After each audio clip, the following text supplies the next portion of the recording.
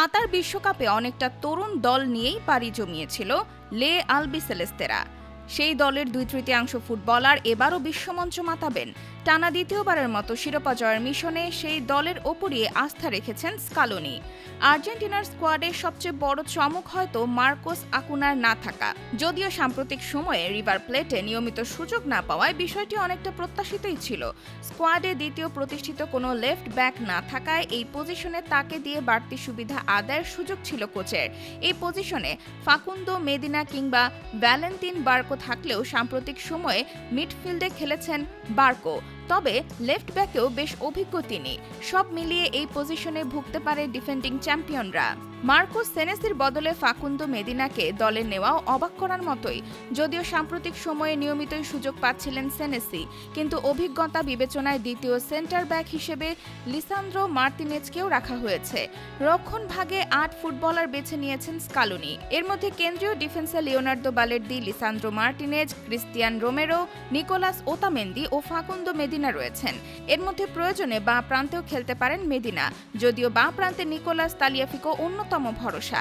অন্যদিকে ডান প্রান্তে Gonzalo Montiel ও Nahuel Molina আছেন। ডিফেন্ডে 7 জন ফুটবলার জায়গা পেয়েছেন, তাদের মধ্যে লেয়ার্দো, পারেদেস, রদ্রিগো দে পল ও এক্সেকিয়েল পালাসিওস মূলত রক্ষণ ভাগের দায়িত্ব সামলাতে পারবেন। তবে প্রয়োজনে আক্রমণেও ভূমিকা রাখতে সক্ষম তারা।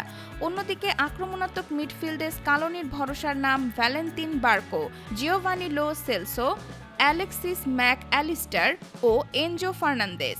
এই 4 জনই মাঝমাঠে সৃজনশীলতা ও আক্রমণ ভাগের গতি বাড়াতে গুরুত্বপূর্ণ ভূমিকা পালন করবেন। তবে লো সেলসোর কারণে এমিলিয়ানো বুয়েনদিয়া কিংবা ম্যাক্সিমো পেরোনোর হয়তো দলে জায়গা হয়নি।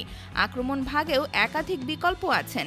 স্কালোনির দলে ফরওয়ার্ডার হিসেবে Julian Alvarez, Lionel Messi, Nicolas Gonzalez, Thiago Almada, Giovanni Simeone, Nico Paz, Jose Manuel Lopez ও লাউতারো মার্টিনেজ আছেন। গোলরক্ষকের জায়গায় আছেন 3 জন অভিজ্ঞ ফুটবলার।